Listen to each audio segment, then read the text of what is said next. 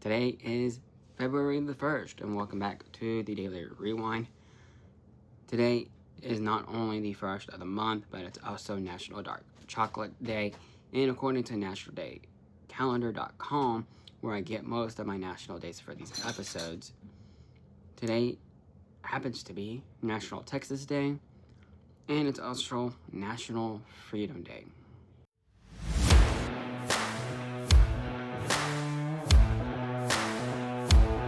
Welcome back to the Daily Rewind, a podcast where we rewind the time and take a look at what happened on this day in history. My name is Garrett, I'm your host. Let's get into it.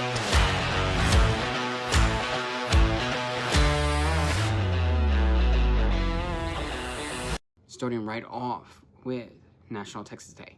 On December 29, 1845, Texas became the 28th state admitted to the Union. But its story stretches long before that date. From the dictatorship of Antonio Lopez de Santa Anna and the start of the Texas Revolution in 1835 to the siege of the Alamo in 1836 with heroes like James Bowie, David Crockett, Sam Houston, and Juan Seguin echo throughout the state, and not forget the also famous Gonzales Canyon of the Come and Take It, which became a flag, and not to get the other 4 flags over Texas. You had France, Spain, Mexico, Texas, United States, and the Confederacy to become 6 flags over Texas. And National Freedom Day is always observed on February the 1st. It celebrates freedom from slavery. It also recognizes that America is a symbol of liberty. The day honors the signing by Abraham Lincoln of a joint House and Senate resolution that later became the 13th Amendment to the U.S. Constitution. President Lincoln signed the amendment outlawing slavery on February 1st, 1865. It was not ratified by the states, however, until December 18th, 1865, which says, neither slavery nor involuntary servitude, except as punishment for a crime whereof the party shall have been duly convicted, shall exist with the United States or any place subject to their jurisdiction. And then in 1960, we had the Greensboro Sit-In begins. In Greensboro, North Carolina, 4 black college students sparked a nationwide civil rights movement by refusing to leave a white-only lunch counter at a popular retail store after they were denied service. The North Carolina Agriculture and Technical State students named Ezell Blair Jr., Franklin McCain, Joseph McNeil, and David Richmond became known as the Greensboro Four. These 4 students sat at the Woolworth counter until the store closed, promising they would be back the next day. By the end of the week, more than 200 people protested at the store. Although not the first sit-in, the nonviolent Greensboro protest became the best known. Local television provided extensive coverage in the subsequent days.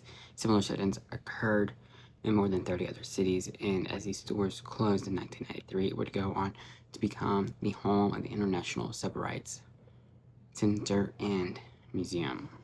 In 1790, the first session of the U.S. Supreme Court takes place in the Royal Exchange Building in New York City.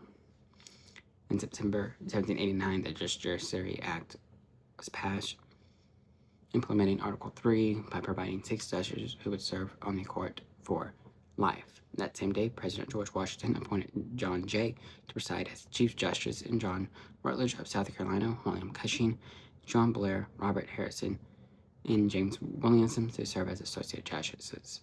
2 days later, all 6 appointments were confirmed by the United States Senate. In 1978, Harriet Tubman becomes the first African woman to appear on a U.S. postage stamp. Harriet Tubman was an anti-slavery crusader and Civil War veteran. Tubman was a figure of the abolition movement, an enslaved woman who escaped captivity in Maryland and made at least 19 trips back to help and more enslaved people escape slavery. Tubman is estimated to have helped several hundred enslaved people find freedom in Canada via the Underground Railroad, and is said to have never lost a passenger. During the Civil War, she freed more than 700 when she led the Union forces on a raid on Cambrai Ferry in South Carolina. In 1968, Saigon police chief, when not alone, executes Viet Cong officer Wayman Lam with a pistol shot to the head. The execution is captured by photographer Eddie Adams, becomes an anti-war icon. In 1908, King Carlos I of Portugal and his heir, Prince Louis Philip, are assassinated by Republican sympathizers in Terro de Paco, Lisbon. The royal family was returning to Lisbon, traveling in an open horse-drawn carriage. While they were traveling in broad daylight in front of dozens of witnesses, two radicals gunned down the king and heir apparent, throwing Portuguese monarchy into complete and utter chaos. Y'all have a great day. We'll see you tomorrow. Thank you for tuning in to the Daily Rewind. The Daily Rewind is produced by myself and History Talks with Garrett. Make sure to follow us on all social media platforms at the Daily Rewind Pod, and you subscribe to us wherever you're listening to this podcast so that you can get notified of future episodes. And if you are on a podcast platform that allows you to rate this podcast, please rate us. That way we can reach a greater audience.